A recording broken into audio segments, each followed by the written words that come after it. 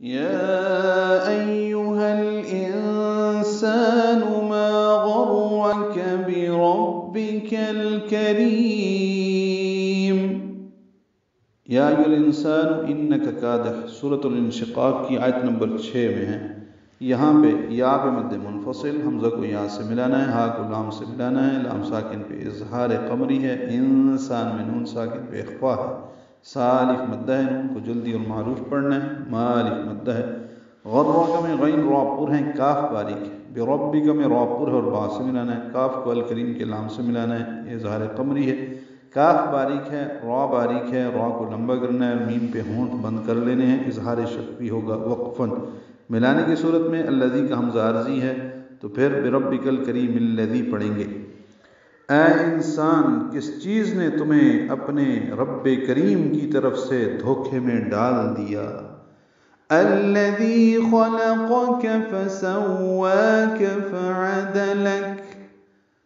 اس آیت سے شروع کیا ہم نے تو الذی پڑھا، حمزہ پر زبر لگائیں گے، ذال نرمی سے اور یا مدہ ہے، 2 حرکات لمبا ہے۔ خلقک میں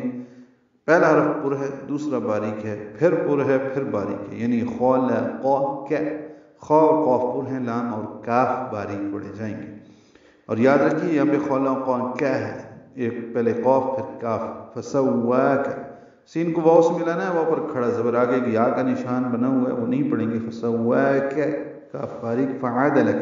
اس لفظ پر ساری زبریں آئی ہیں، جلدی پڑھنا ہے، کاف ساکن کر دیں گے وقفاً، اس میں ہمس ہوگا، فعدلک، ہلکی سی سانس کی آواز جاری رہے گی۔ جس نے تجھے پیدا کیا پھر تجھے یعنی تیرے اعضاء کو درست کیا، پھر انہیں متناسب یعنی معتدل بنایا۔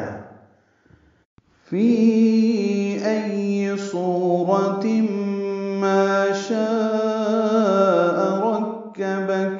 فی میں یا مدہ ہے اور اس کے بعد حمزہ آنے کی وجہ سے مد منفصل ہے، ہم اسے 4 حرکات لمبا کرتے ہیں۔ ای، حمزہ کو یا سے ملانا ہے، یا کو معروف طریقے سے جلدی پڑھنا ہے۔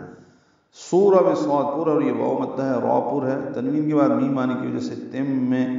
ادغام ناقص ہے مع الغنہ، ما الف مدہ، شاء مد واجب یعنی مد متصل ہے، حمزہ الف کے بعد متصل آیا ہے یعنی ایک ہی کلمے میں، جس کی وجہ سے اس کا نام مد متصل ہے، ہم اس 4 حرکات سے زیادہ لمبا کرتے ہیں۔ رکبک میں را پر ہے، کاف باریک ہے، را کو کاف سے ملانا، با کو پھر کاف سے ملا دیں گے وقفاً، کاف ساکن ہے اب وقف کرتے ہوئے اس لیے اس پہ ہمس ہوگا، رکبک، پھر جس صورت میں چاہا تجھے بنا دیا۔